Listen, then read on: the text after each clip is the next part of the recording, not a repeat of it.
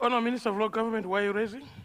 I am rising, First Deputy Speaker, because the people of Mitawa, Green Malata, Mauni CCAP, Chinakanaka, Chinyama, and the other areas always believe that you are a good man.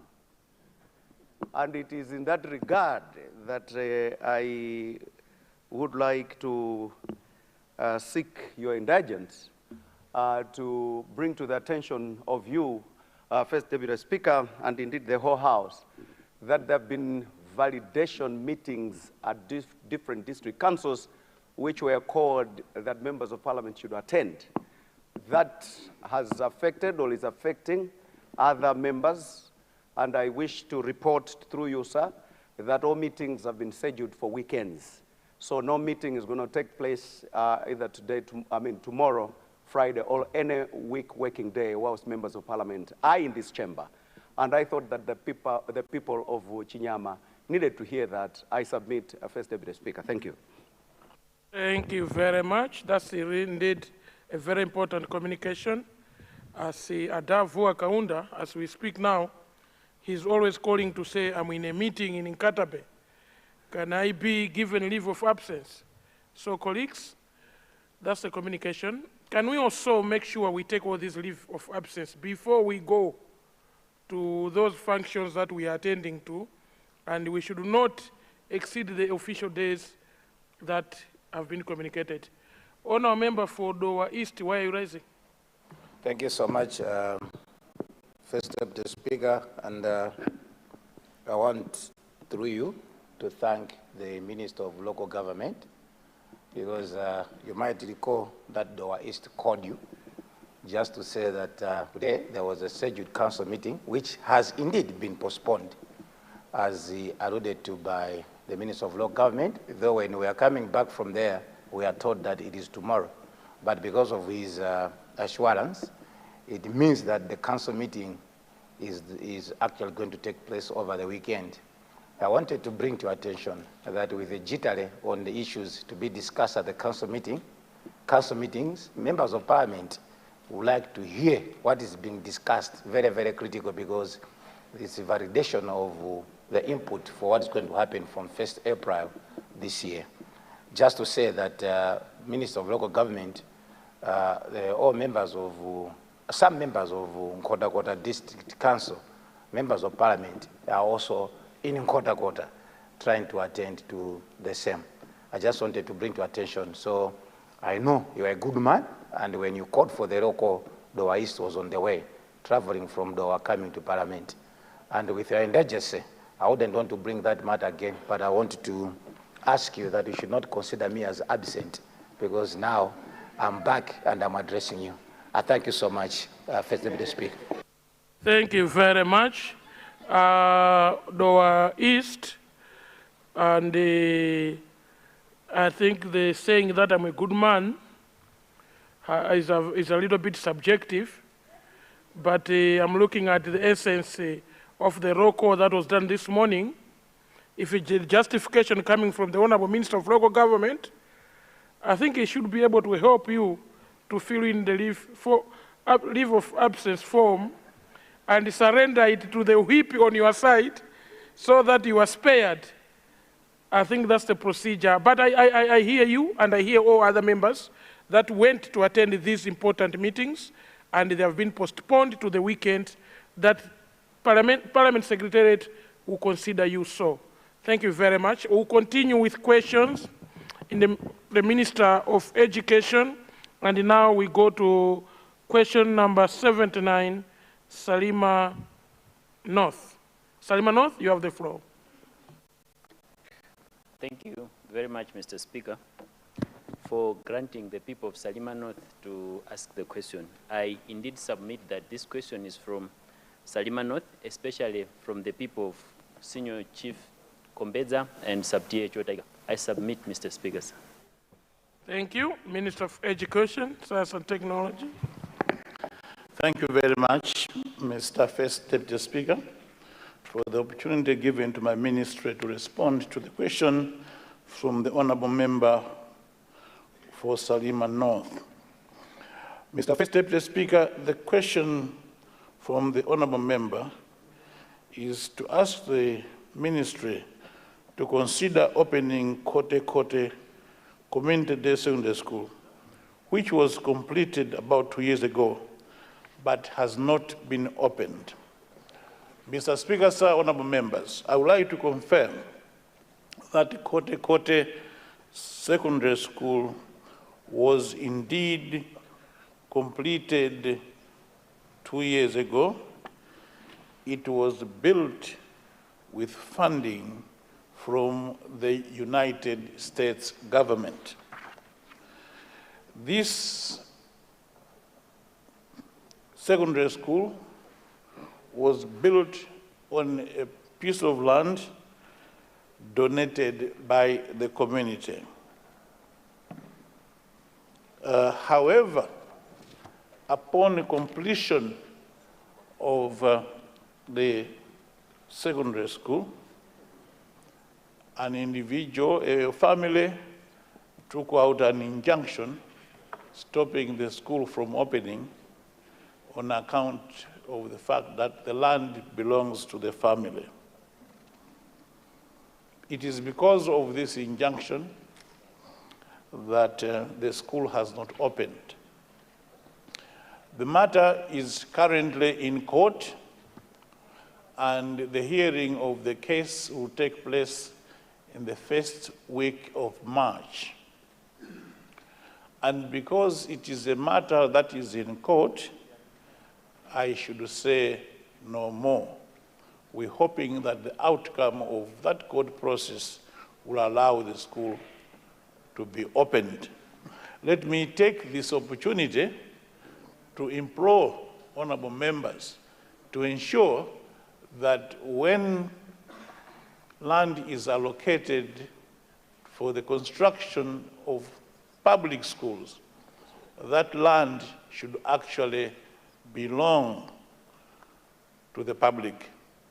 And I would recommend honorable members that it would be helpful when the land is identified for a title deed to be secured, because we do not wish money that you have invested in the construction of a school to suffer the fate that the Kote Kote Secondary School is currently suffering. So, honorable members, let us ensure that there is a title deed for each public infrastructure we have in our communities. There are lands officers in every council in this country. Please use them for this purpose. I thank you, Mr. First Deputy Speaker. Thank you. Honorable, on of the question. Yes. Is that a supplementary question, or you want supplementary? You are the first one. The honorable member for Machinga South. The honorable member for the Zalintipe constituency. the Zalintipe constituency. In that order. Desa Kasina, why are you raising? Was that a supplementary? Yes, you were. You'll be considered. He still has few questions in that ministry. So I will consider you. Mine was specific, but... Okay. I hear you. Okay, in that order, honour members? Thank you very much, Mr. Deputy Speaker, but also the Minister of Education for the very straightforward answer. Mr. Speaker, sir, this school, the rango they are talking about is less than 10 million. And prolonging the case over a multi-million project like this, I think it's a waste of time and resources. I would like to ask, maybe they consult the Minister of Justice and the Minister of Education and freeze the things and let the school open. Because As we are speaking, kids from that area travel long distances to Chitala, some Kombedza, and even some Magyun. These are long distances, and there are a lot of rivers these kids are crossing to access education that can be accessed at a distance of less than 1 kilometer. I would like to suggest, thank you very much, Mr. Speaker. Honour Member for Machinga. Thank you very much, First Deputy Speaker, for recognizing the people of Machinga South. Honorable Speaker, before I ask my supplementary question to Honorable Minister of Education, let me convey the message from the people of Machinga South, particularly people from Milala, Fakiri, and surrounding areas. The day I stood in this house asking the minister to consider constructing Peter Pasi Junior Primary School, he assured the people of Machinga South that he is going to do so, and he did it in the next week. As I'm talking today, the school is almost finished. So the people of Machinga South, I really appreciate that. However, people from Machinga South, particularly from Milala, would like to take guidance from the minister, since the school was constructed using another funds. So the fact that the policies has changed now, there will be no longer junior primary schools. We are focusing on full primary schools. I just want to take advice from him. Is he going to upgrade the school using the same funds, or we should consider it upgrading it using CDF funds? Thank you very much, Honorable Speaker. The Honourable Member for Deza. Thank you so much, Mr. Deputy Speaker, for allowing people of the Zarintipe constituency to ask a supplementary question.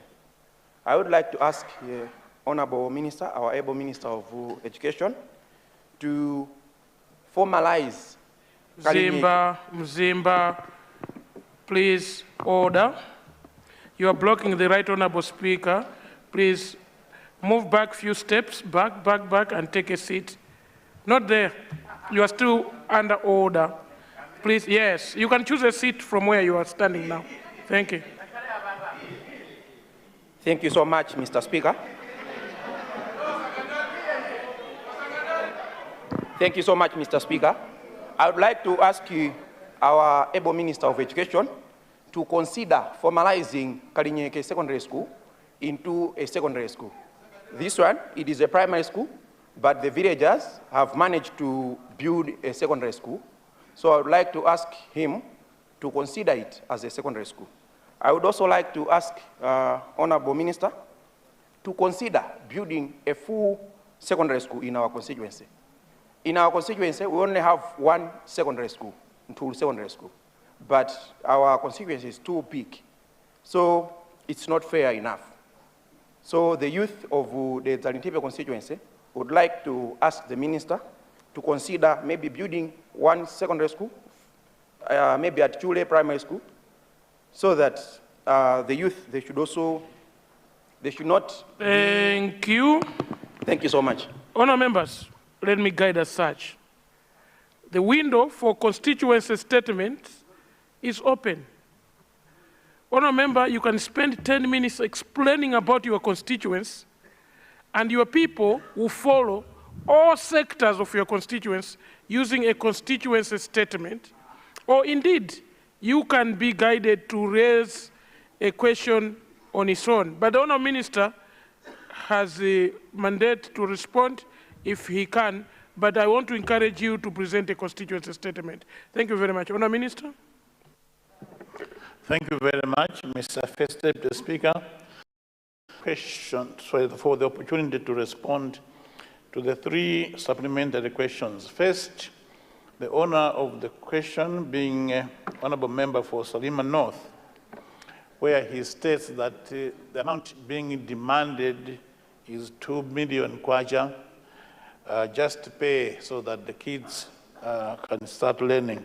I would like to agree with the honorable member that the next secondary school in this area is 35 kilometers away. And indeed, it's very unfortunate that this school remains unopened.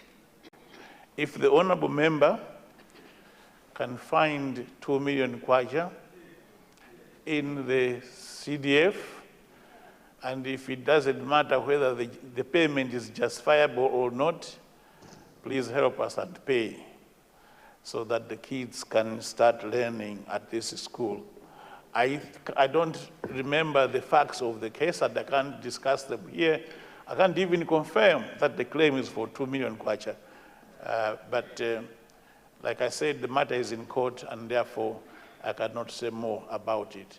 But if there's a solution that can be addressed, including giving the owners of the land a different kind of land instead of the school, why not? You are the leaders of the area, and do your best to find a solution. Thank you very much. Machinga South, yes, indeed. The government of Professor Arthur Peter Mutharika does what it promises, and promises what it can do. And I'm happy that Minala Primary School has started and near completion.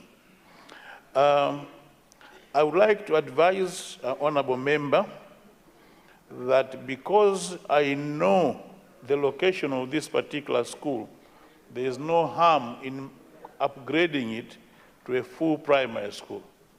There will be no problem with the school being completed using CDF. And I encourage you, honorable member, to do the same. In any event, at the end of the day, all this money is coming from vote number 1. So in order to speed up this process, I would encourage you to use the CDF. Honorable member for the Zalintipe, I have heard your request to convert Kalinyeke Primary School to a secondary school.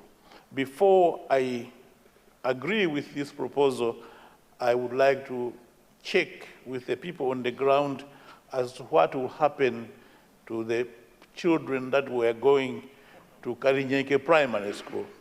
But if we have made arrangements for them, I see no problem in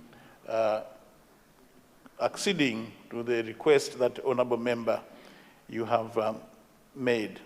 I would like also to assure honorable member that we will investigate the need for more secondary schools in his constituency, and when the need is established, we shall support you, honorable member, with more secondary schools in your constituency. I thank you, Mr. First Deputy Speaker, sir. Thank you. We now move to question number 80. The honorable member for Blantyre City, Michiru Chirimba constituency. You have the floor, honorable member. Thank you, Mr. Deputy Speaker, sir. I stand to confirm that indeed question number 80, appearing on the today's order paper, comes from the people of Blantyre City, Michiru Chirimba constituency. I submit. Thank you. Honourable Minister for Education, Science and Technology. Thank you, Mr. First Deputy Speaker, sir. And through you, allow me to thank the honourable member for Blantyre City, Michiru Chirimba constituency for his question, which is to the effect that could the Minister of Education, Science and Technology consider constructing a full new secondary school in his constituency. He goes on to explain, Mr. First Deputy Speaker, sir, that the constituency being new needs to have a new secondary school of its own. The other reason is that currently the only one CDSS called the Chirimba CDSS is failing to absorb a high number of pupils who have completed the standard 8 from Chirimba, Namatete, and Maera primary schools. Mr. First Deputy Speaker, sir, let me assure the House that it is the policy of the government of Professor Arthur Peter Mutharika to increase equitable access to secondary education for all eligible students. Our investigations, Mr. First Deputy Speaker, indicate that Chirimba CDSS, the current CDSS, has a total of 20 feeder primary schools, including Chirimba, Namatete, and Mayela primary schools.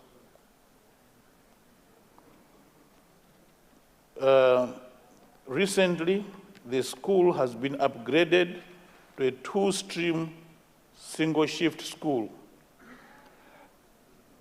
to a two-stream double-shift school, starting with 2025 Form 1 selection. This has led to an increase in the number of Form 1 students that are selected to the school from 100 to 200.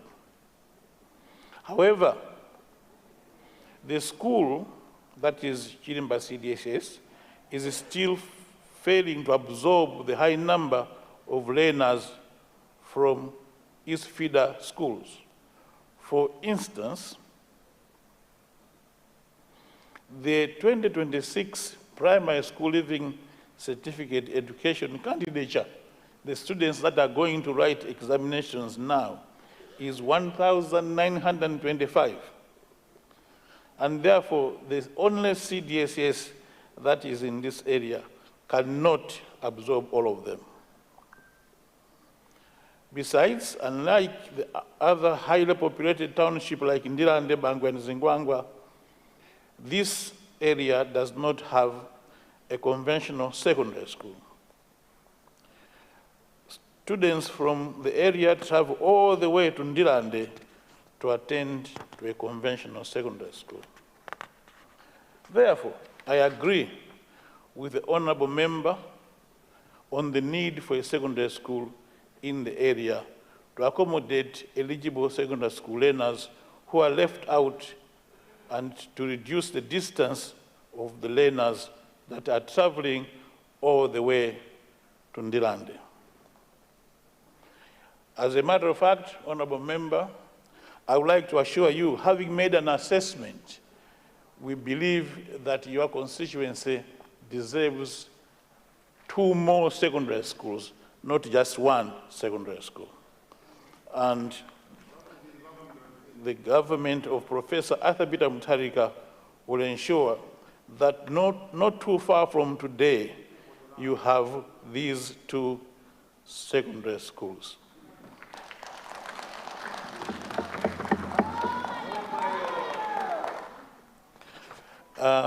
My ministry will engage the Minister of Lands and the Malawi Housing Corporation on the possibility of finding land for this purpose.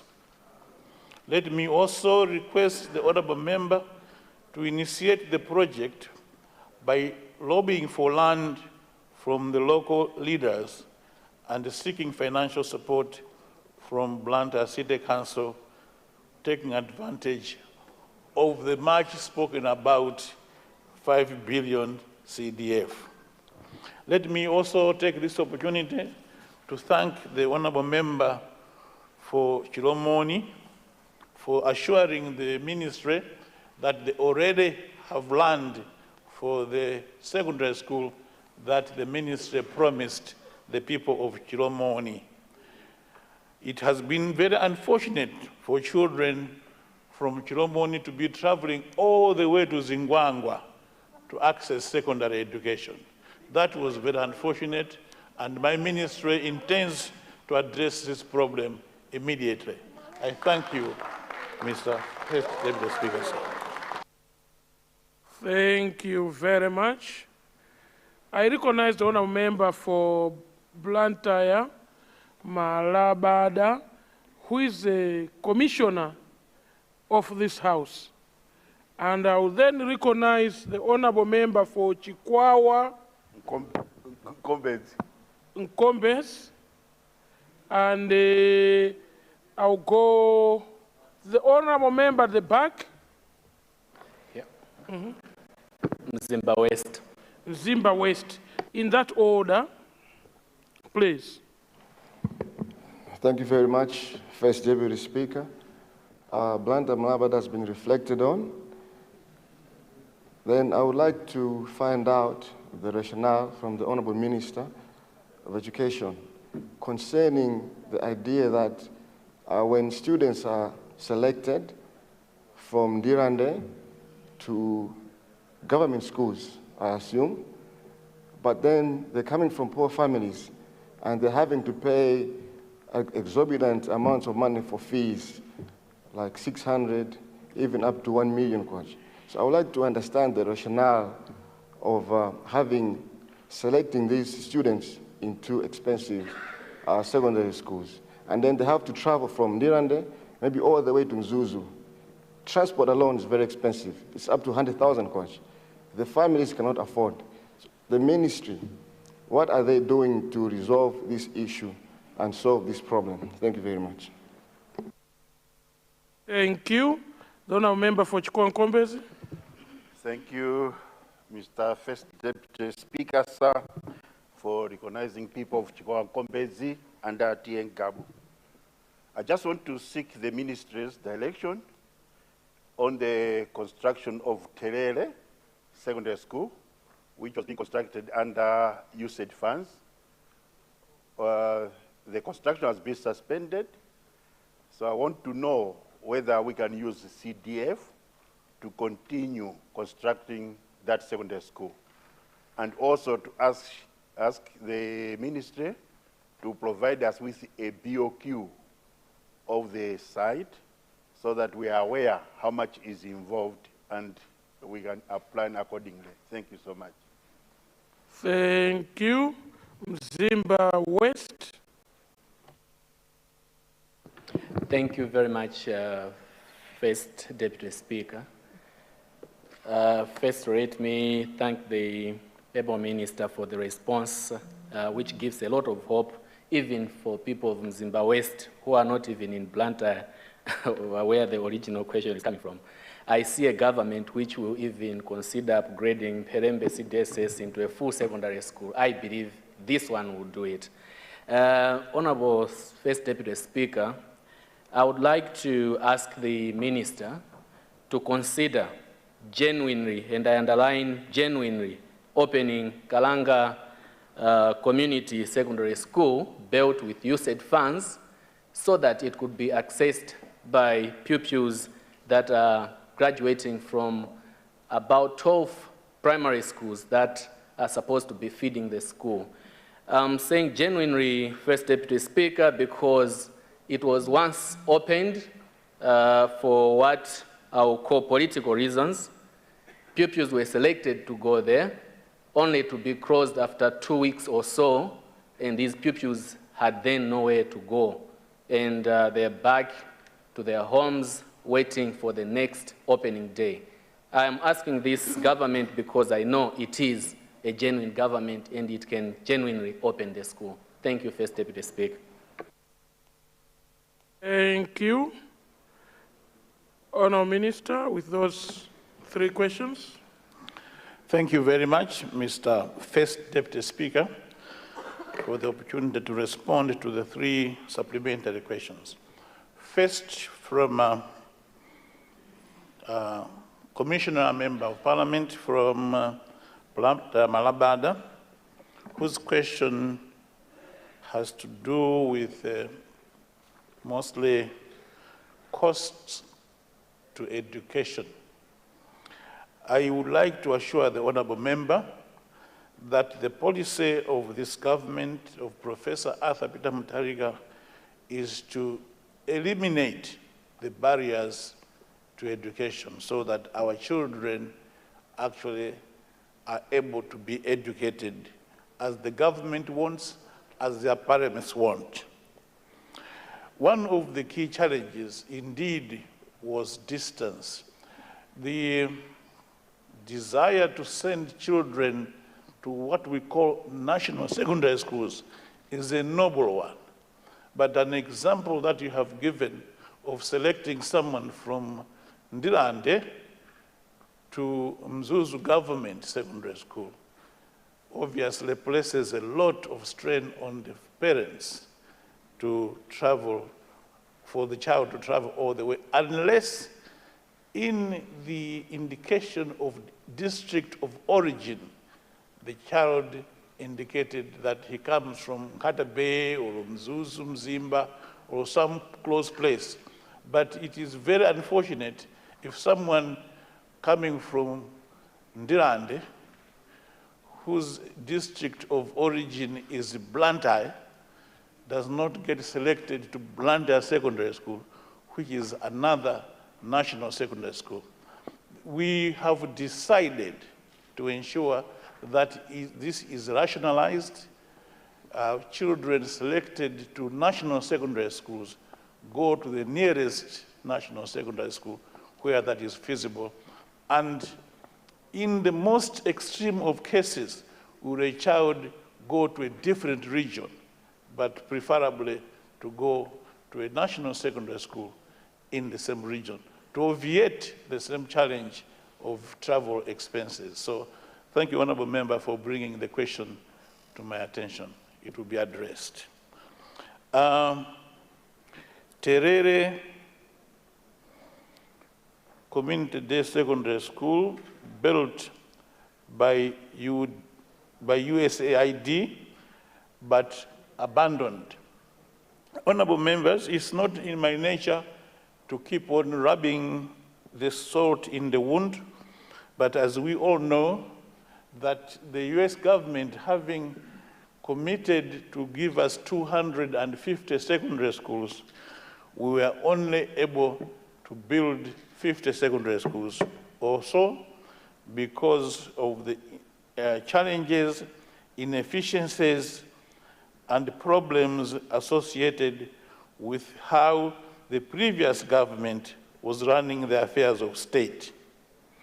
That is why all the 250 secondary schools were never built. I would like to encourage the honorable member. I would like to encourage the honorable member to use the CDF to complete this.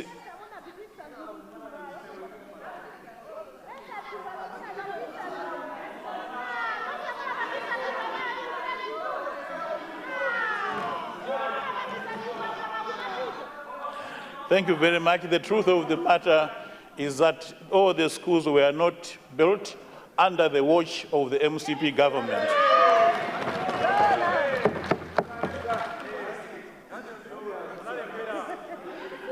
So it is quite legitimate, honorable member, for you to complete this school using the Constituency Development Fund.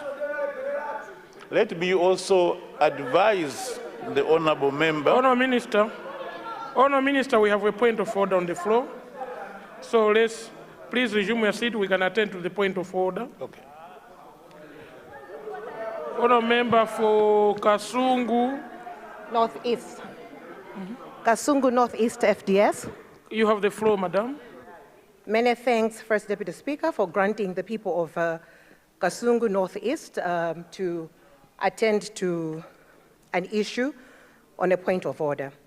First Deputy Speaker, is it in order that the Minister of Education, who knows very well of the reason why we could not build 250 secondary schools, which were donated by the US government, First Deputy Speaker, the Honorable Minister actually has a report clear in his office, and I know he understands English very well.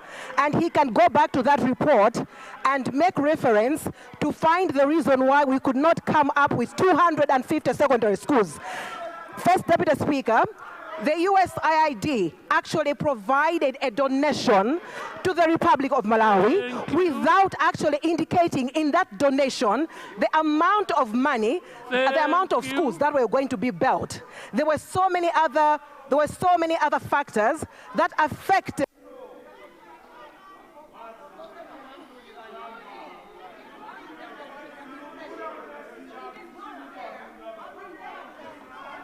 When they have a report, that they must continue to your point has been heard. Thank you very much. Your point has been heard. Thank you very much. The point of order was raised to me for me to make a ruling. Honour members, a point of order is 1 minute. Can we always stick to that rule, or we can rise in this House to request the Honourable Minister for a statement which would allow you to intervene more than a point of order. 2, can I rule that when you are addressing any point in the House, let's desist from attacks, personal reflections. You cannot be reflecting on a minister that if he understands English, the Honourable Minister and all Honourable Ministers here, I passed through a test of English, and I hope they do understand English. So on that sentiment of understanding English, I rule you out of order, Honourable Member. Honourable Member, Honourable Members, Honourable Members, let's allow the Honourable Minister to continue responding to the questions. Honourable Minister, you have the floor, sir. Thank you very much, Mr. First Deputy Speaker. The Honourable Member is very well aware of my proficiency in English, which is certainly better than hers.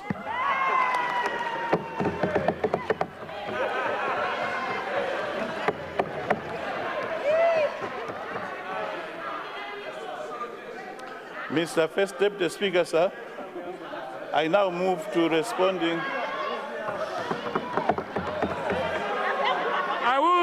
Honourable Members, let's allow the Honourable Minister to finish, and then, no, let's allow the Honourable Minister to finish. Let's resume our seats, Honourable Members. Let's resume our seats, and when he's done, I'll recognize the point of orders you are raising for. Thank you very much, Mr. First Deputy Speaker, sir, for the opportunity to respond to the supplementary question from the Honourable Member for Mzimba West, who requests my ministry to open Kalanga Secondary School, which, according to his own statement, was opened for 2 weeks and then closed. Mr. First Deputy Speaker, sir. Order, Honourable Members, order. Order to my right. To assure, order to my left. I would like to assure the Honourable left. Member from Mzimba West that the government of Professor Arthur Peter Mutharika does not engage in dramatics. This school will be opened for real, and the students of his constituency will go to school as they expected. I thank you, Mr. Speaker, sir. Thank you. Leader, then I'll recognize the whip, MCP. Leader. First Deputy Speaker, as area moved, it's now time for us to go to question understanding order 14 to be responded to by the Minister of Justice and Constitutional Affairs. I submit.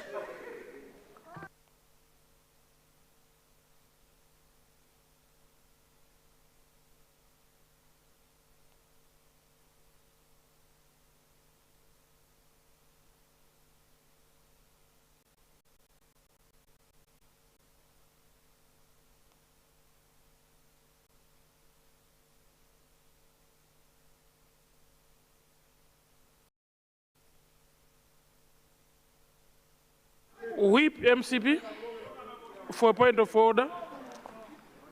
Thank you very much, First Deputy Speaker, for giving us the opportunity to rise on a point of order. First Deputy Speaker, you had ruled Honourable Member for Kasungu Northeast to be out of order for what she said as in reflection to what the Honourable Minister was saying in terms of English proficiency and all that. You had ruled, and we appreciate that ruling, Honourable Speaker, but then the Honourable Minister himself, in responding to the point of order, did reflect on the Honourable Member that his English is better than hers. First Deputy Speaker, is that in order? Is that in order? A reflection on an Honourable Member that his English is better than hers. Is that in order? Thank you very much. Order, members. Order. Honour members, I would like to assume that all honour members in the House are very literate enough to understand and communicate in the Queen's language. Every counter-arguments will not lead us anywhere. And I would like to rule that reflecting on any member of this House, including, I would like to rule all reflections to be specific. The reflections on from the Honourable Member for Kasungu to the Honourable Minister of Education, and from the Honourable Minister of Education to the Honourable Member of Kasungu are not appreciated, and I rule them out of order. Honour members, as directed or guided by the leader, we have a question on Standing Order 14. Leader.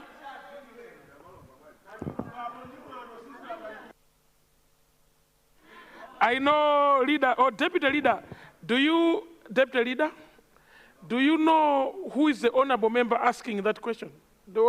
Because we are not seeing it in here.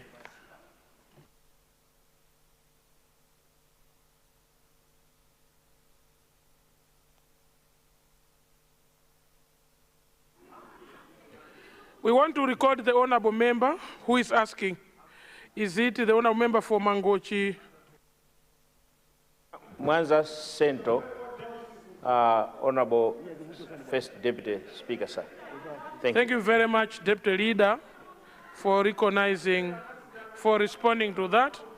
I will now recognize. Why are you raising, honorable member? We have taken enough point of orders. Well, let's proceed to that question.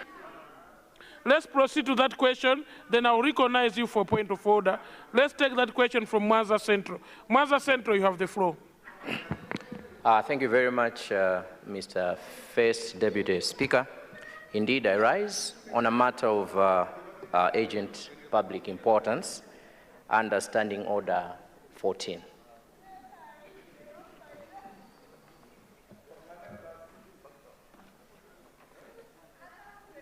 Honorable Minister of Justice, you have the floor. Can I proceed?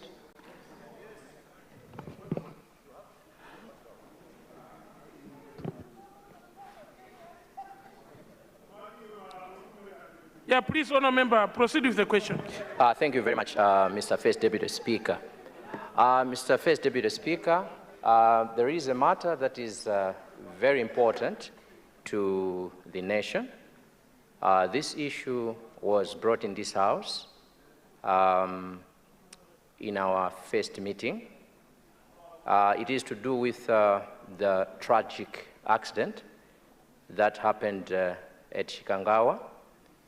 The matter was referred to the Minister of Justice, and I wanted to find out the progress, where we are now, because Malawians out there are waiting. UTM as a party is waiting. I believe there are a lot of people interested to know where we are and how do we move from here? So that is the question that I have this this afternoon, to the Honorable Minister of Justice. Thank you very much, Mr. First Deputy Speaker.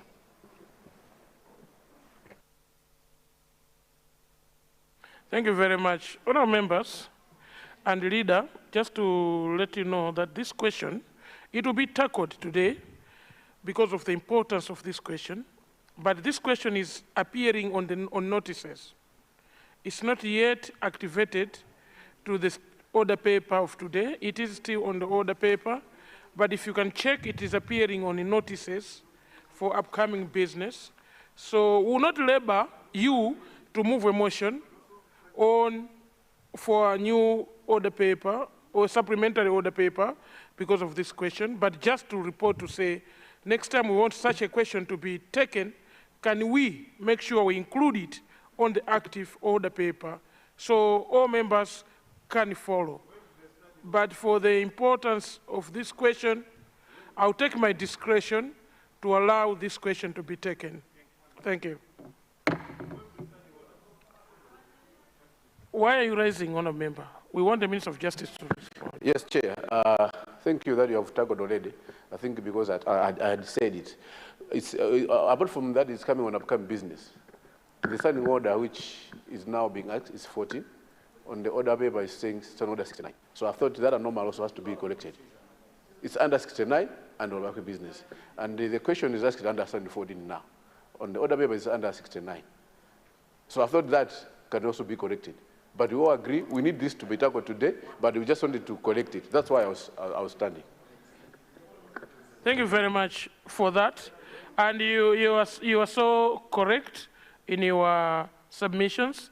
I think the Honourable Member, your question is under Standing Order 69, and it will continue from this. I'll advise the table to make those corrections, and that it continues to appear under Standing Order 69 for record of this House.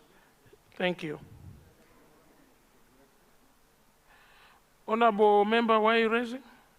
Yeah, Mr. First Deputy Speaker, sir, I just wanted to clarify that I had submitted a similar question under Standing Order 14 on Thursday, the 18th of February. So maybe the question that's being referred to is my question, but it's the same, it's under the same subject. I submitted. Mutsuta. I submitted it. Thank you very much. It looks like the Honourable Member for Lilongwe Mpenu submitted a similar question on Standing Order 14, and the Honourable Member for Mwanza Central submitted under Standing Order 69. The two questions are similar, and can I request, if it pleases you, Honourable Minister, to respond to both concerns right now. Honourable Minister, you have the floor. Thank you.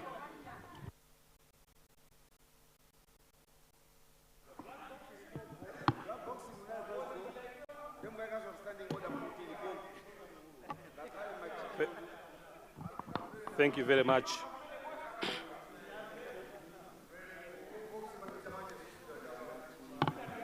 Thank you very much.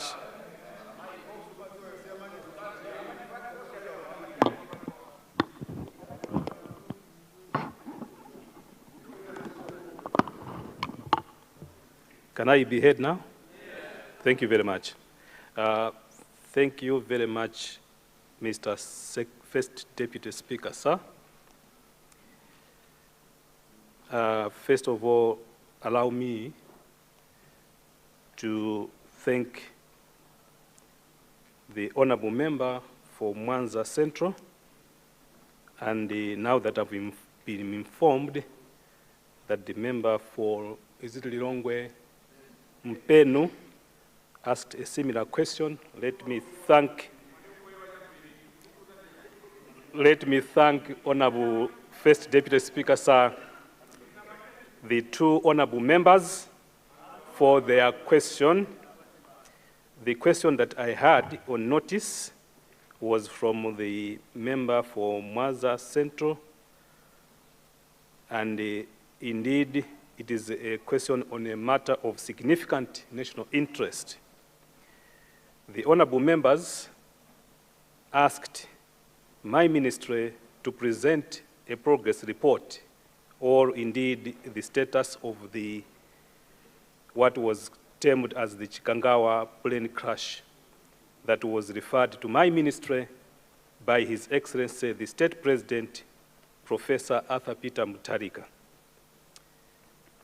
Mr. First Deputy Speaker, sir, allow me, because of the importance of the question that I'm going to answer, to give a very brief background to this matter. Mr. First Deputy Speaker, sir, on 10th June 2024, a domestic flight of a military aircraft called the Donia 228/202 with a call sign AF88M, called Malawi 2 because it was carrying the first Vice President, departed Kamuzu International Airport in Lilongwe, Malawi, to Mzuzu Airport in the north. On board the aircraft, Mr. First Deputy Speaker, sir, were 6 passengers, including the Right Honorable Dr. Saulos Klaus Chilima, Vice President of the Republic of Malawi, and 3 crew members. The aircraft, unfortunately, did not reach Mzuzu Airport as it crashed at Ntungwa Hill in the Chikangawa Forest in Katabe District, killing all passengers and crew on board. Mr. First Deputy Speaker, sir, the deceased passengers on board that aircraft were the late Dr. Saulos Klaus Chilima, Vice President of the Republic of Malawi, the late Her Excellency Madam Patricia Shaniru Zimbiri Muluzi, former First Lady and the advisor in the Office of the Vice President, late Mr. Abdul Kingston Lapukeni, the Deputy Chief of Protocol in the Ministry of Foreign Affairs, Assistant Commissioner of Police, late Lucas Kapeni, the Vice President's Guard Commander, the late Inspector Chisomo Chimameni, the late Vice President's Ede de Camp, and the late Mr. Daniel Friday Kanyemba, the late Vice President's Medical Officer. Mr. Speaker, sir, Mr. First Deputy Speaker, sir, the deceased crew members, for record purposes, comprise the following: the late Colonel Owen Louis Sambalopa, pilot in command of that aircraft, the late Major Flores Rex Selemani, co-pilot and first officer, and the late Major Wallace Jordan Aidin, the flight engineer. The crew members were all service members of the Malawi Air Force, one of the 4 specialized services of the Malawi Defense Force, the MDF.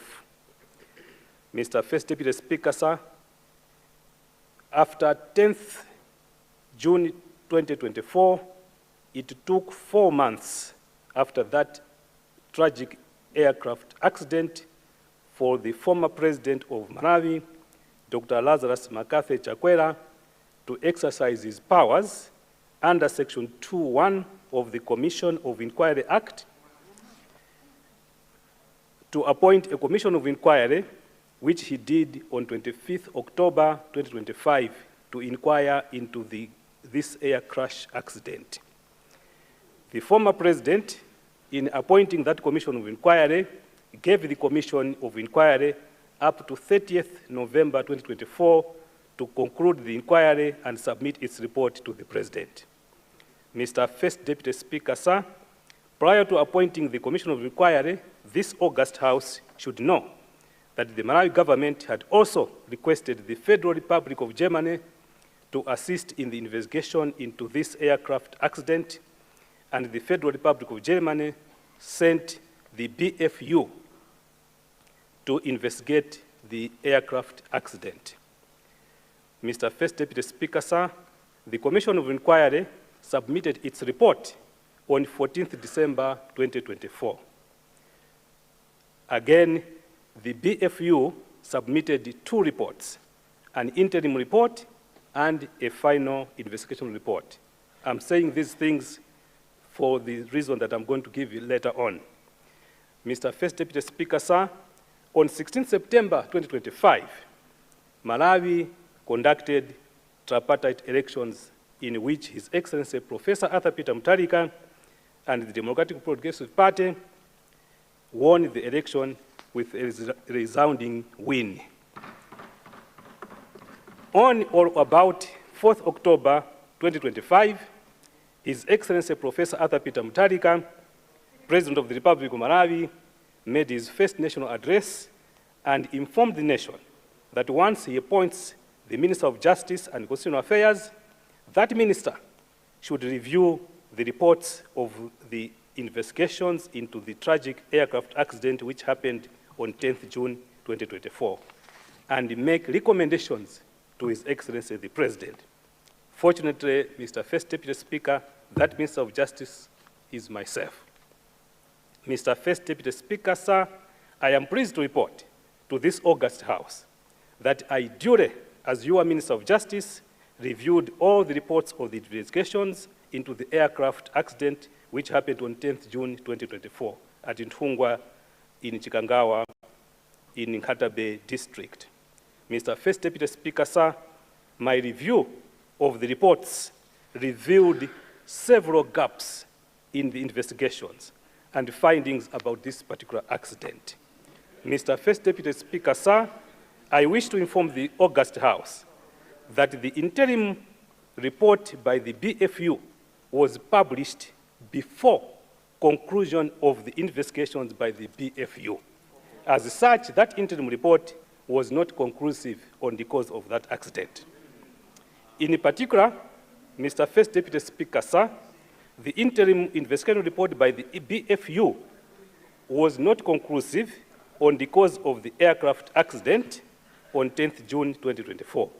More particularly, the interim report by the BFU did not attribute the air crash accident to bad weather because at the time of publication of that interim report, the BFU had not received the expert opinion from the German Meteorological Services, which the BFU had asked to compile the meteorological expert report opinion concerning the weather conditions along the flight path, and in particular, in the area of the accident site.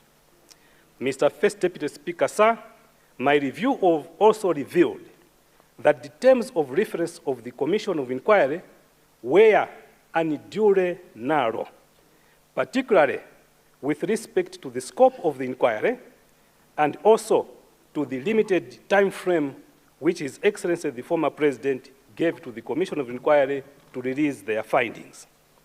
Furthermore, the integrity of the Commission of Inquiry was negatively impacted by resignations of two commissioners during the course of the investigations. In particular, Mr. First Deputy Speaker, sir, one of the commissioners resigned after serving the commission for more than 3 weeks, up to 21st November 2024. The commission did not give details of the circumstances of these two resignations. These resignations are significant and, in my opinion, Mr. First Deputy Speaker, sir, affected the integrity and impartiality of the inquiry. Mr. First Deputy Speaker, sir, the Commission of Inquiry also reported that some witnesses who had been summoned declined to testify before the Commission. The Commission reported that 3 witnesses who had been summoned did not appear before the Commission of Inquiry, namely, one spouse of one of the deceased members of the crew, Pastor Abraham Kandawire, and one Dr. Charles Zamarara, an observer pathologist to one of the autopsies, who was also invited to testify to the Commission, but he declined. Mr. First Deputy Speaker, sir, the Commission also reported very poor response from the general public on the call for information that the Commission widely publicized in all media channels. The Commission reported that less than 5 people showed interest to testify and only 2 were heard by the Commission, as the rest of the people who showed interest to testify grew, and I'm quoting from the report, grew cold feet and never responded, end of quote, to the Commission's follow-ups on their proposed testimonies. Mr. First Deputy Speaker, sir, the above factors, in my opinion, clearly show that the Commission of Inquiry operated in an environment in which witnesses were constrained for fear of possible political reprisals. This greatly affected the integrity of the results of the Commission of Inquiry. On the other hand, Mr. First Deputy Speaker, sir, in several aspects, the final investigation report by the BFU relied heavily on the evidence and conclusions drawn from the Commission of Inquiry, whose integrity I found to be wanting. More particularly, the BFU attributed the cause of the accident to weather conditions on the strength of the evidence and findings in the Commission of Inquiry report. Mr. First Deputy Speaker, sir, in view of the totality of these factors and other factors, I had the view that investigations into the accident failed to provide conclusions and final closure to the aircraft accident, which happened on 10th June 2024. Mr. First Deputy Speaker, sir, it is for these reasons that I, as Minister of Justice and Constitutional Affairs, recommended to His Excellency the State President that it was necessary to carry out a fresh inquiry or investigation into the accident of 10th June 2024.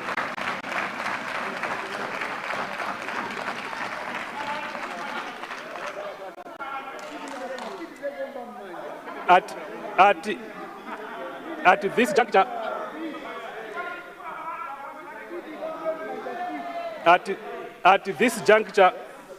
this juncture, Mr. First Deputy Speaker, sir, let me put it on record that a document which was circulating from yesterday on social media purporting to come from my office is a fake document.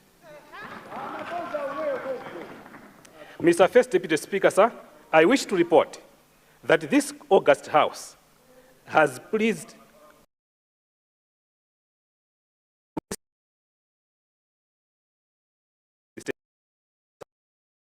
to direct that indeed a fresh inquiry and investigation should be carried out into the accident that took place on 10th June 2024.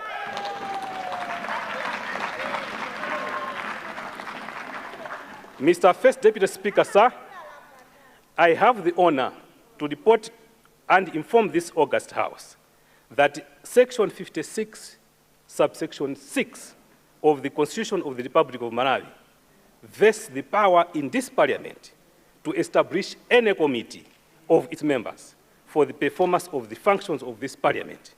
Furthermore, Section 60, subsection 3 of the Constitution gives the Parliament the power to conduct investigation on any matter. Mr. First Deputy Speaker, sir, this August House is, in my opinion, and according to His Excellency the President, is the constitutional organ of this state that represents all Malawians across the political divide. It is for this reason, Mr. First Deputy Speaker, sir, that His Excellency the President, His Excellency Professor Arthur Peter Mutharika, has now directed that the fresh inquiry and investigation into the Chikangawa plane crash on 10th June 2024 be conducted by a committee to be established by this House. Mr. First Deputy Speaker, sir,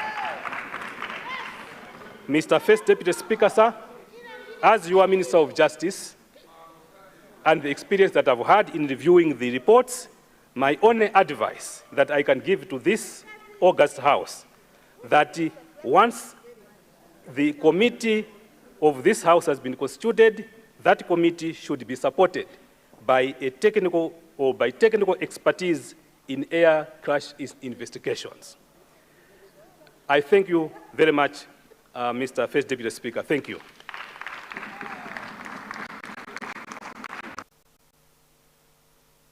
Thank you so much. Honourable members, let's resume our seats. Honourable Minister, thank you very much for responding to the call from Malawians, and indeed the call for two honourable members of this House who requested the question on the update that you have provided. We did not follow our standing orders on how much time allocated to you because of the sensitivity of the issue you were responding to and the importance of the same issue to the public. As of now, honourable members, I will take 3 supplementary questions. So I would like us to remove impasse and technicalities. If it's a block, agree on the question.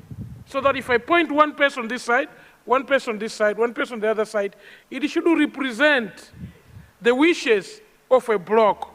I don't want someone to say, you pick me, you pick this one, you pick this one, because it's only 3 supplementary questions. The owner of the question, that side. Thank you very much, Mr.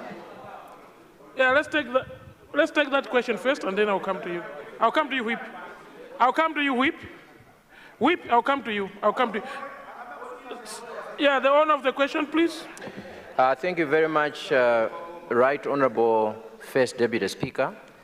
I want to thank the Honourable Minister for the response and also the guidance that he provided to the President. As UTM, and I believe many Malawians, we have been vindicated. All along when we said we are not convinced with the inquiries, I think many people thought it was politics. But I think now, coming from an expert of law, we have been vindicated. My question, I'm very surprised, Honourable First Deputy Speaker, that my colleague there submitted a question similar to mine, but is the one disputing what the Honourable Minister has been saying. So I don't know what was his intention, asking a question to the Minister. He's always mumbling and mumbling. This issue is a serious issue, Honourable Minister. Honourable Member, this is a serious issue, and it requires proper attention. Members, order. Address the chair, Honourable Mwanza. Thank you very much. Honourable members, order. Honourable Lilongwe Mpenu, please. Honourable member for Mwanza Central, avoid reflecting on a fellow honourable member. When you rise, you address the chair. Thank you very much. Honourable member, address the chair, honourable member. Apologies, Right Honourable First Deputy Speaker. You know, this issue is very emotional. Some of us, this issue gets into our nerves. So I apologize for that. My question, Right Honourable First Deputy Speaker, is how are we going to, how is Parliament going to include experts in this issue? That's number one. Number two, there are criminal elements already that can be seen. How can the Honourable Minister, or rather other ministries, come in as the inquiry is taking place? Because we have experts that can also do criminal investigation in this matter. How do we proceed with that arrangement as Parliament is moving on with the inquiry. I'm asking about experts because I know here in Parliament we may lack some expertise. How are we going to proceed in that manner? Thank you very much. Leader, please. We have the leader here. Then we'll continue after the leader. First, Deputy Speaker, I beg to move that that time be extended to allow those that have got questions to ask and then the Minister to respond to those questions. I beg to move.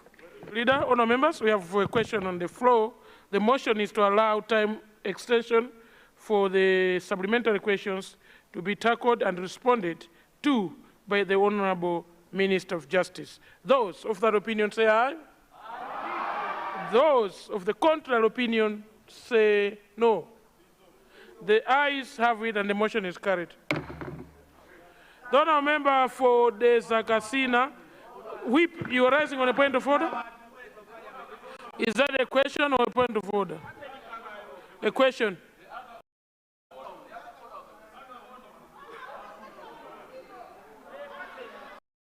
I will do it this way. Whip gets precedence. So Whip as a leader, you come first, and then the owner of the question will be given the opportunity, and then you. Thank you very much. First Deputy Speaker.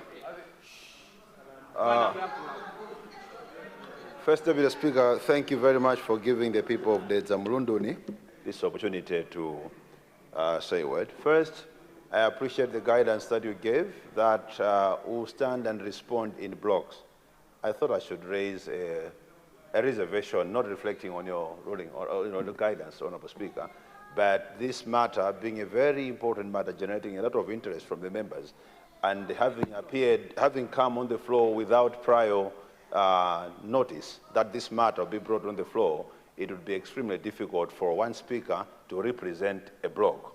I thought I should first submit that.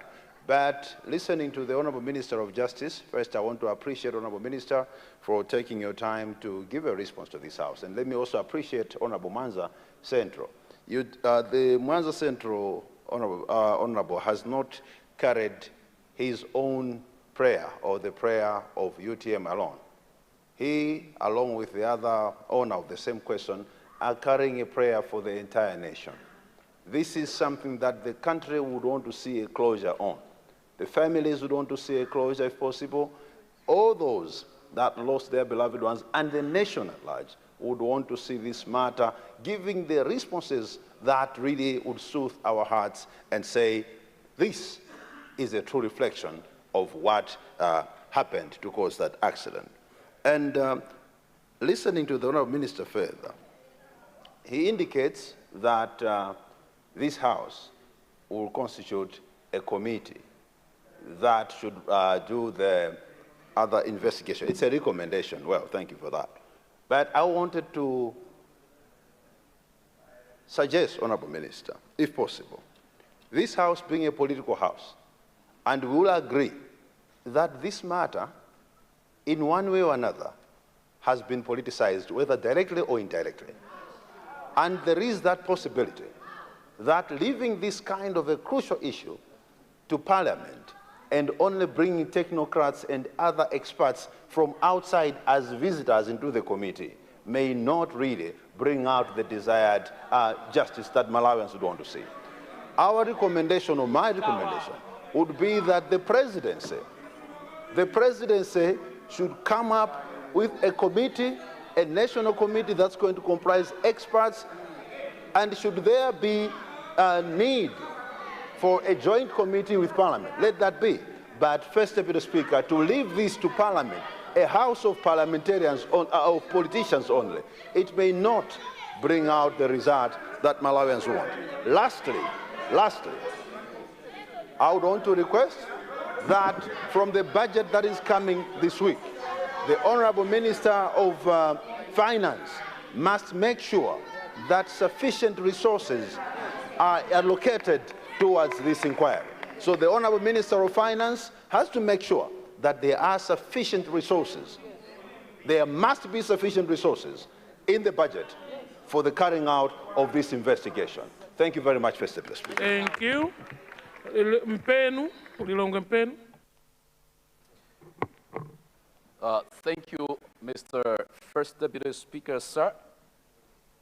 I would like to say, Mr. First Deputy Speaker, that the 10th of June, 2024, goes down in history as the most somber and solemn day in the history of this nation. Mr. First Deputy Speaker,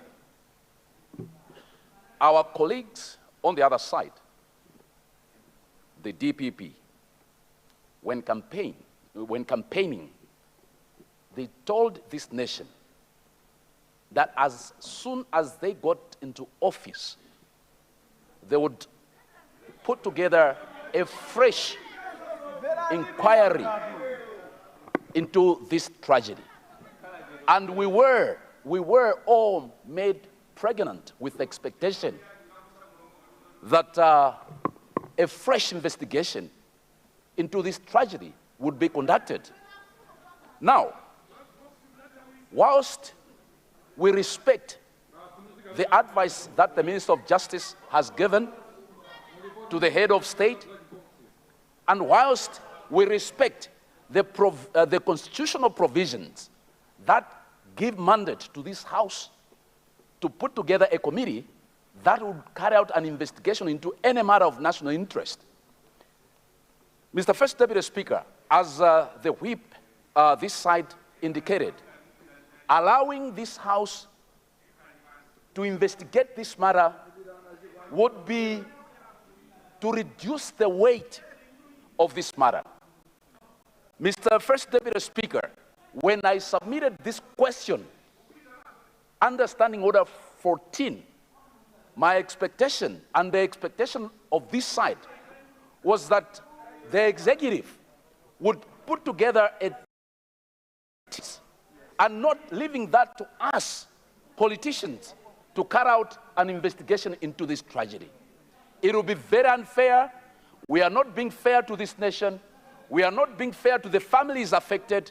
We are not being fair to anybody if we try to belittle this by saying that this matter should be investigated by a committee of Parliament. Mr. First Deputy Speaker, that is not fair to this nation, and it is not fair to the families affected. May I request, therefore, that the executive put together a team of experts that will carry out fresh investigation into this tragedy. I so submit, Mr. First Deputy Speaker, sir. There's a point of order from Honourable Minister of Local Government. On a point of order, Minister of Local Government, and then Deputy Whip. Thank you. Thank you very much, First Deputy Speaker. Is it that the committees of this House be subjected to some sort of undermining in a way? We represent everyone else in the country. Somewhere else in South Africa, somewhere else in the US, there have been inquiries that have been public and they have been done in Parliament because it is a House of Representatives. I therefore wonder whether it is in order that we can publicly undermine the committees of this House. I think that it is right and proper that we present our facts without necessarily, because we are not all accountants here, but we are able to inquire through the Public Accounts Committee. We are not all experts in accounts, but we are able to inquire into issues of accounting through Public Accounts Committee. We are not all lawyers. We are able to inquire into legal matters through the Legal Affairs Committee. That publicly we can undermine the committees of this House. I submit. Thank you very much. For the honour members' point of orders are raised to the chair, so you cannot be rising to respond. I want to respond this way. The committees of this House have a very huge responsibility. This is the only institution in this republic that represents Malawians, and at no point I would allow the committees to be undermined or looked at them as committees that cannot perform. So I would like to agree with you, Honorable Member, for Cholo Central, that the committees of this House have the constitutional mandate to run the affairs of any type of investigation. So for now, I'll put it that way. I'm not ruling on the request by the minister yet, because we need to consult too. But for now, there's a point of order from there and then a point of order from you. I'll take those 2 points of orders and then you and then close. Thank you so much, the Right Honorable First Deputy Speaker. In your half ruling, the Right Honorable is correct. And I'm sure I'm speaking on behalf of the nation is also proud to hear that the investigation is going to be taken, the committee is going to be from this parliament. Let me say this. The First Deputy Speaker, APM is so bright and intelligent. And for him to ask the Minister of Justice to say Parliament should do that, he's aware that the one who said the black box is around is here. In here. Honourable Member for Mulanje West. Honourable Member. Yes. Whip, please resume your seat. Honourable Member, I would like to go. Honourable Member, point of order. No, let me finish. Member. I have the right to finish. I didn't mention the name. I have the right to speak.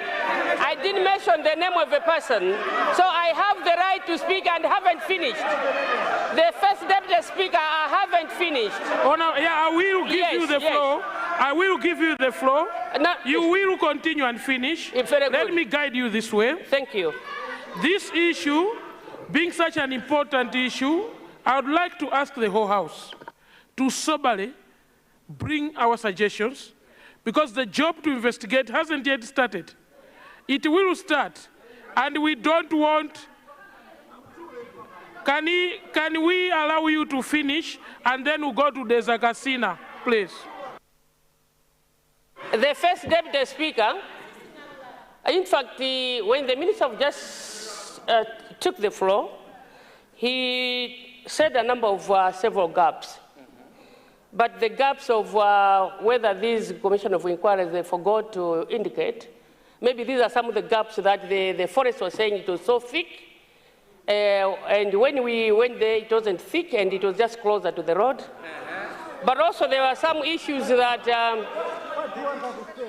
some issues of saying, in the commission of inquiry, we thought the Minister of Justice is going to talk about the report which was supposed to be coming to us in every 4 hours, but we didn't even hear from there. Those are some of the gaps whereby the Committee of Parliament is supposed to look into all these. The First Deputy Speaker, I'm so wondering, because I'm getting a lot of smell from the other side, because they did ask the very same question, but they're making a lot of noise as if you did ask the question, you better remain quiet. No, we are fed of your smell coming from you. Honourable Member, address the chair. Address the chair, please. I'm addressing you, the Right Honourable Speaker. This is my 50th time to come here in Parliament. I know the procedures. I'm addressing you, the First Deputy Speaker, but I'm just wondering, to people who wanted to blackmail, that they're asking the very same question, in the actual society, they're just making a lot of noise which is not going to help us. Investigation is investigation. The Minister of Justice has told us that the committee is going to come out from here and is going to be supported by a number of experts. Those who didn't appear in the Commission of Inquiry, they're going to be part of them. Those who did the postmortem, they're going to be part of those. Those who made sure, who went to see why the aircraft was alone and the people were in different directions, they're going to be there. Those who were hiding in the forest and taking picture, and the one who was at the tower, TNM, is going to come and tell us where this the watchman went, the one who was on the tower, the missing person, where is it? They're going to be here. So there's no problem. We salute you, the First Deputy Speaker, for allowing us to debate on this question and allowing the Minister of Justice to come up and say, we are looking forward to see all these people who might not even go and appear to those people who are going to be summoned. If the committee is not going to come from this parliament, they are going to be afraid. These commissioners of inquiry who resigned, there are a number of reasons which is going to give us that why didn't he go and why did he resign? And these who didn't even go to commission of inquiry, they're going to come and tell us why didn't they appear? They didn't appear when they were called. So this is the right for committee which is going to ask them. Please stop making noise. If you did ask this question, yes, the parliament is going to ask.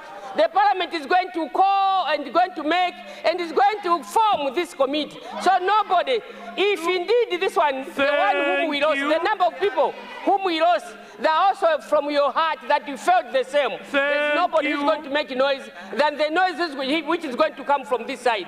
Because these people, they were governing, if they were serious enough, they were supposed to look in those issues. If they didn't know, they didn't even do that. They were just lying and cheating at us.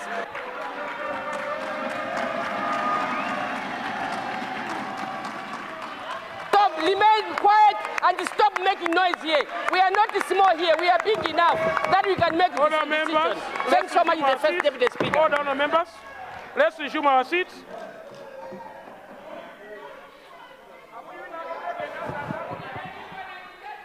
Honour members. What do you mean? We have a final point of order.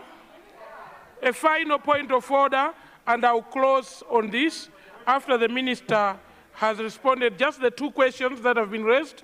And so that's the point of order. You have the floor, Desagasin. Thank you so much, the First Deputy Speaker, for recognizing people of... Mr. Speaker, can I be protected? Order, Mulanje West, order. Order, Mulanje West.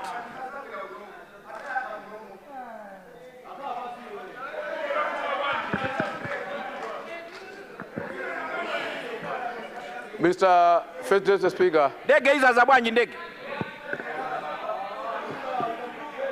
You can do better, Minister of Information. Wait for the inquiry. Wait for the inquiry. Honour member, address the chair. Sorry? All right. You can do better. Mr. Federal Speaker, there's a lot of background. Order, honour members. I need your protection. Raise your point of order, honour member. Would like to close on this subject. All right, Mr. Federal Speaker, mine is not a point of order. It was just only one or two submissions to make to the Minister of Justice. I was listening attentively to his submission, and first let me thank him for bringing up this response, which is of a matter of national importance. If I was listening quite well to his submission, he has mentioned of interim report of German BFU.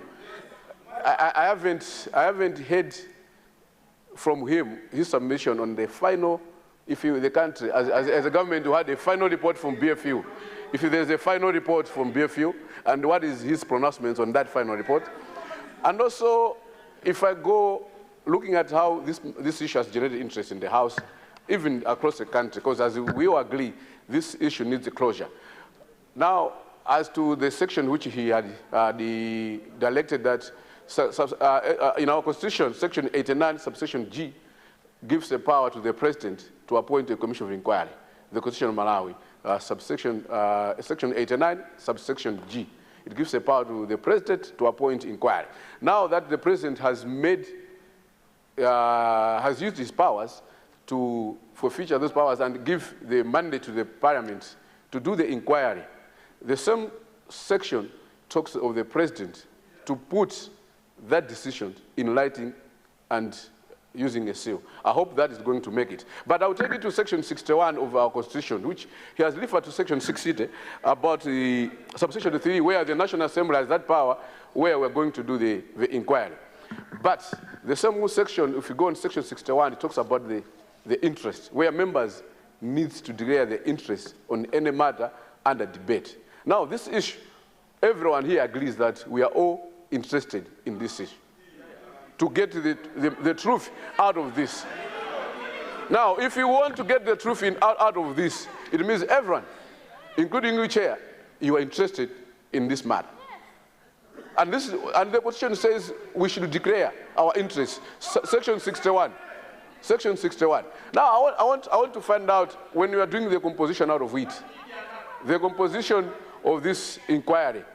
We are saying we are going to take a technical advice. Are we getting the technical advice from this technical team, or will they be part of the inquiry? The technical aspects which we are bringing in, are they going to be part of the inquiry on this public inquiry, or they'll be just offering the technical expertise? Thank you. I will ask the Honourable Minister. Honourable Member for Zomba, for your question. Please, let's go to the question. Thank you so much, First Deputy Speaker, for allowing the people of Zomba City North to put a submission. First Deputy Speaker, allow me firstly to applaud, to thank His Excellency Professor Arthur Peter Mutharika, the State President of this Republic. Leaders, avoid reflecting on each other. First Deputy Speaker, please. As I continue. Honourable Minister of Information, Honourable Whip, MCP, Honourable Deputy Leader, Government. Let's hear the Honourable Member for Zomba City North in silence, please. First Deputy Speaker, sir, I will retake by commending the State President of this Republic, Professor Arthur Peter Mutharika, for allowing that a commission of inquiry be done afresh. And also, First Deputy Speaker, for choosing the able Minister of Justice to spearhead this very same topic that we are discussing on the floor.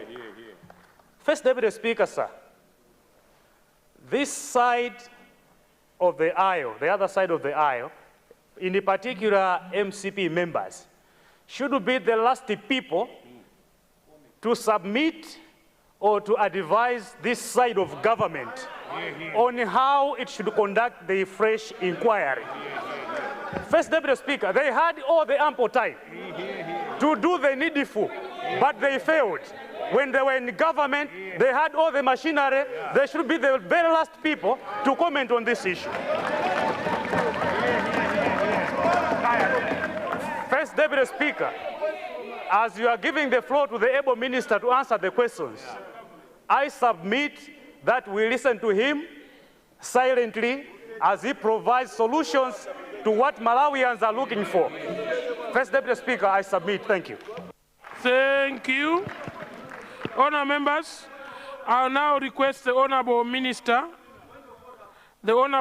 of Justice, to take the floor in responding to the 3 or 4 issues that have been raised, and then we will adjourn for a lunch break. Thank you.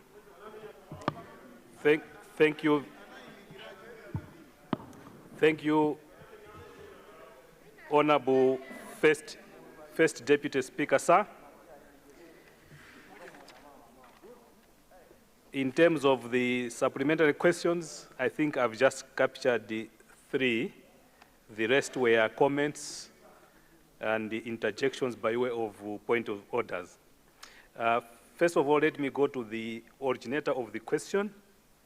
Mwanza Central asked 2 questions in supplementary to the question: how are we going to introduce experts into this issue? I think that was the central thesis of your question. The second one was there are criminal elements. That's what you believe. How will we allow the Minister of Justice or indeed other agencies to deal with those issues while the Parliament is undertaking its inquiries? I think those are the two issues. Let me thank the Member of Parliament for Mwanza Central for those two supplementary questions. In terms of the expertise, I was recommending that in investigating this matter, the experience that I've had in looking at the various reports and documents, for me as minister to come up with the findings and recommendations to His Excellency the President, I came across issues which I could not deal with myself. As a lawyer, I needed the expertise. It is with that cognizance, taking cognizance of that matter, that I was recommending that when Parliament institutes or constitutes an ad hoc committee to do the inquiry, as His Excellency has directed, it must be supported. It must be supported by experts, especially on aircraft investigations. And these experts must include international experts. And that's my recommendation. Without expertise, the committee, any inquiry will be on face value, will have no value, because it will just be asking questions. As regards the issue of criminality, as regards the issue of criminality, let me say it here. Let me put, Mr. First Deputy Speaker, sir, let me put it on record that any elements of criminality in this matter must be dealt with by agencies that deal with criminal issues. And as the Minister of Justice, in support from the Minister of Homeland Security, we are not going to take this matter lying down.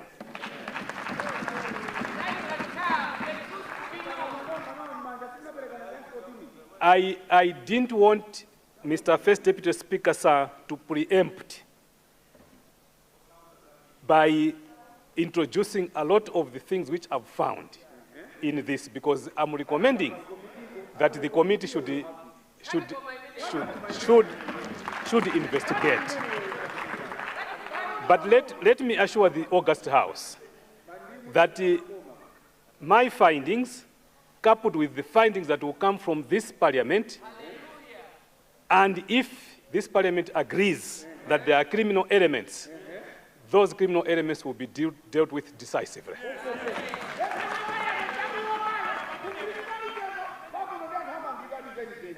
Let me go to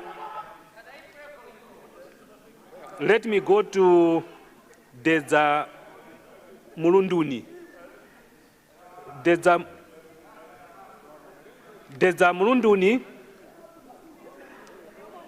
Deza Mulunduni raised two issues. The first one was the politics surrounding this matter. The second one was issues of finance to support the incoming inquiry. This one, I will defer to the Minister of Finance to deal with it, and that now we are going to have a debate on the budget. I encourage Deza Mulunduni to raise that matter when it comes to budget discussion, and move the Minister of Finance to include in the budget for this particular, to deal with this particular matter. However, when it comes to politicization of this matter, I said, Mr. First Deputy Speaker, sir, in my report to the August House, that in the view of His Excellency the President, And in my view, this August House is a representative of all Malawians, irrespective of the political divide. It is my view and my belief that if we are going to depoliticize this matter, it must be dealt with by this parliament.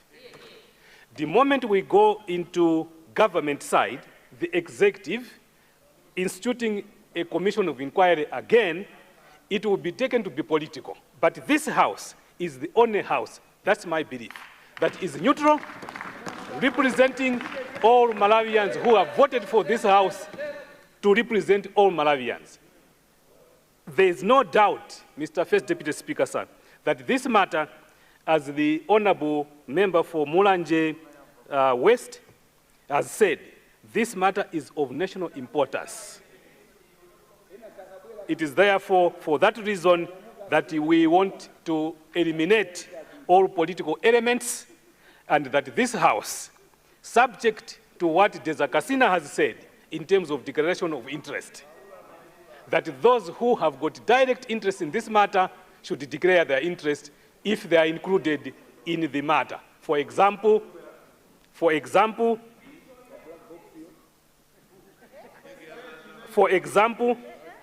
if people made comments immediately after the accident, those people, if they are included in the committee, should declare what they said during the investigations and during the searches. And therefore, they should not be part of this particular committee. Coming to Lilongwe Mpenu.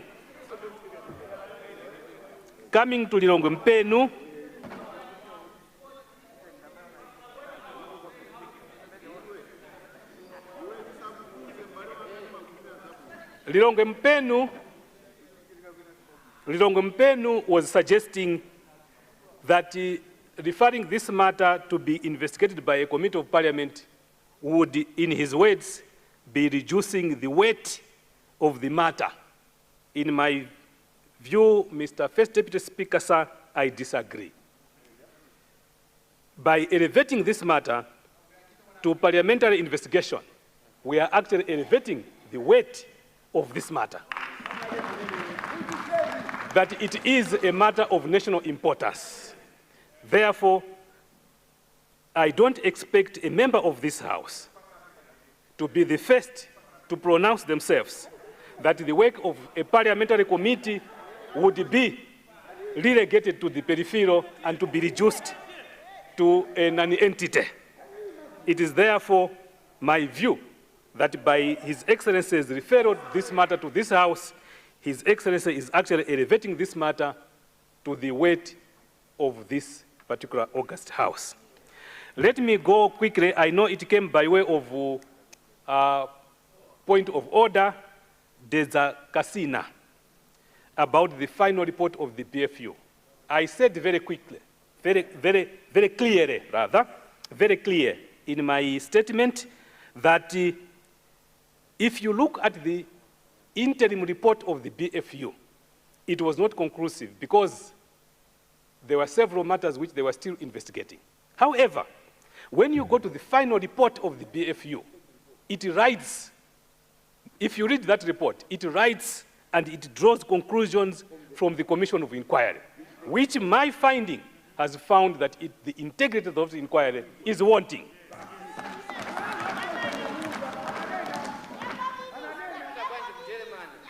With those remarks, Mr. First Deputy Speaker, sir, I do agree with Zomba City North to applaud His Excellency the President for his wisdom. He has truly demonstrated to Malawians that he is a true professor of law. Thank you very much. Thank you very much, honourable members. I only recognize the leader, and then I'll suspend the House. First Deputy Speaker, I think the matter that is being discussed is extremely important. I think issues of financing of a fresh inquiry came into light just to indicate that when it comes to matters of such importance, the state will always be ready to provide such resources. And therefore, we have no reason as a House to doubt whether such resources would indeed be made available. Beyond that, First Deputy Speaker, I also wanted to inform this House that at no point shall we undermine ourselves. Why am I saying this? This House is full of various professionals. They are in this House.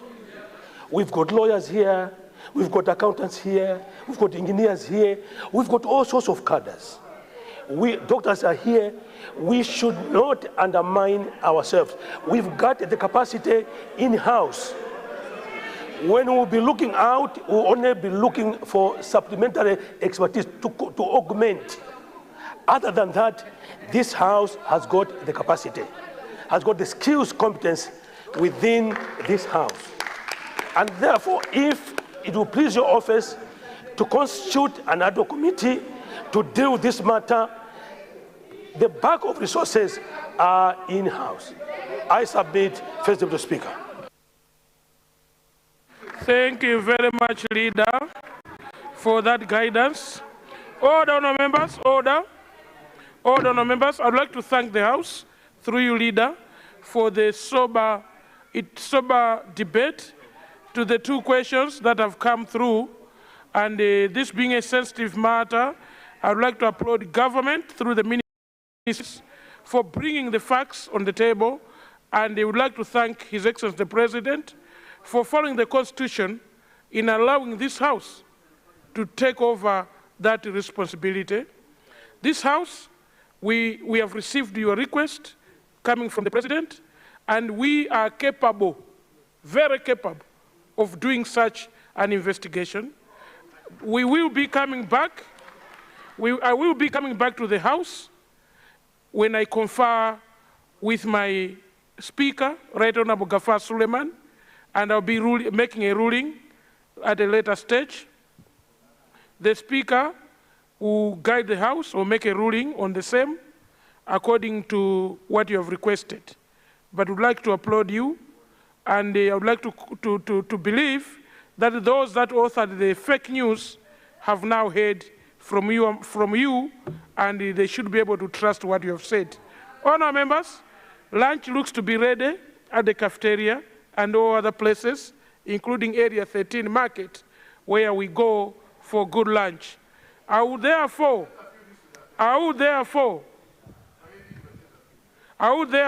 I didn't hear what you said. I would therefore adjourn the House for a lunch, suspend the House, sorry, for a lunch break, and the House resumes sitting at 2:37 p.m. House suspended.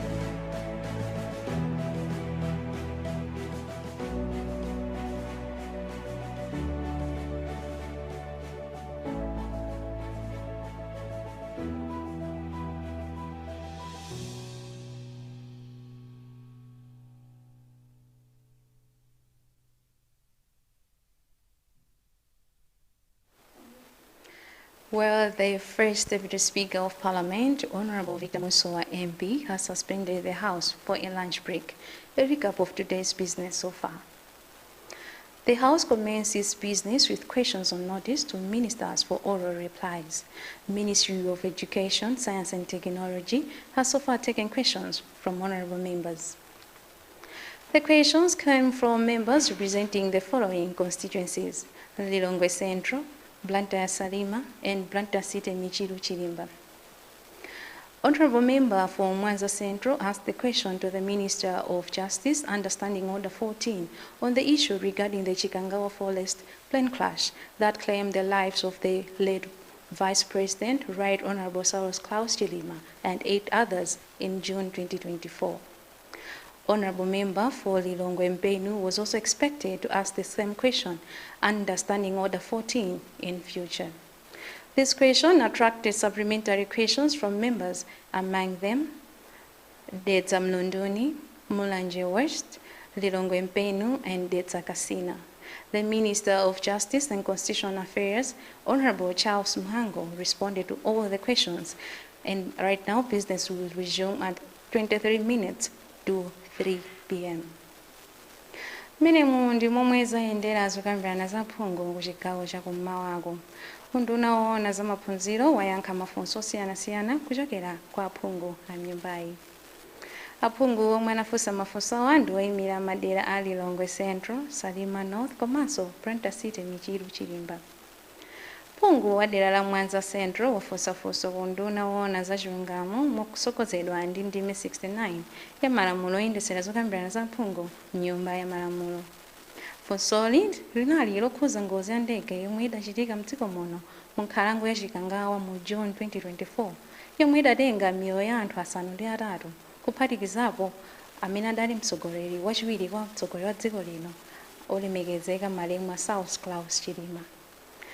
Ndipo phungu oyimira Lilongwe Mpenu amayembekezera kuzafunsa funso lomweli mnyumbayi motsogozedwa ndi ndime 14 ya malamulo oyendetsera zokambirana za aphungu mtsogolo muno. Ena mwa aphungu omwe anafunsa mafunso owonjezera pa funsoli ndi monga ochokera ku Detsa Mlondoni, Mulanje West, Lilongwe Mpenu komanso Detsa Kasina. Anduna woona za chilungamo olemekezeka a Charles Muhango ayankha mafunsowa. Padakali pano achiwiri oyamba kwa spika la nyumba ya malamulo olemekezeka a Victor Musowa MP ayimiseka zokambirana kuti aphungu apite ku nkhomaliro. Zokambiranazi zipitirira nthawi ya 23 minutes to 3 masana ano. Dzina langa ndi Fani Mbwana.